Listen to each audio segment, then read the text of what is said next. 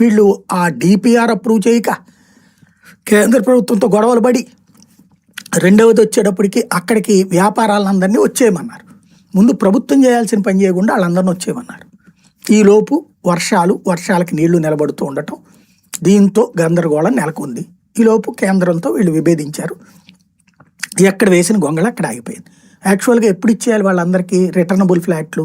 2018లో ఇచ్చేయాలి. ఇచ్చారా? 2018 ఇవ్వాల. మొన్న ఈ మధ్యన నారాయణ గారు చెప్తున్నారు, మేము అప్పట్లోనే ఫ్లాట్లు ఇచ్చేసాం, జగన్ మధ్యలో చెడగొట్టాడని.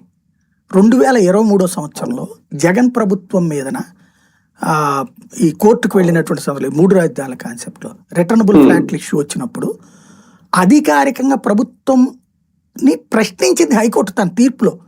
కేవలం 27% మందికి మాత్రమే ఇచ్చారు వాళ్ళు రిటర్నబుల్ ఫ్లాట్లు. 27% మందికి మాత్రమే.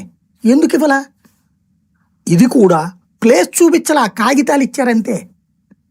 ఇప్పుడు ప్లేస్ చూపెడతా ఇవన్నీ మీరు దాన్ని ఏమంటారు, డ్రోన్లు వేసి మరి చూపించేవాళ్ళు, ఇదిగో ప్లేస్ మాది అని చెప్పేసి. సోషల్ మీడియాలో ఎప్పుడన్నా అక్కడ కనబడుతుందా డ్రోన్లు వేసి చూపించేది? అక్కడ లేదు అంటే అర్థం ఏంటి?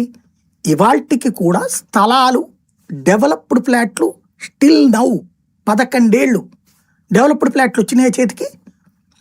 బ్యాంకు లోన్ ఎందుకు ఇవ్వట్లేదు? ఇప్పుడు నాదే ఉంది, ఓ 1000 గజాలు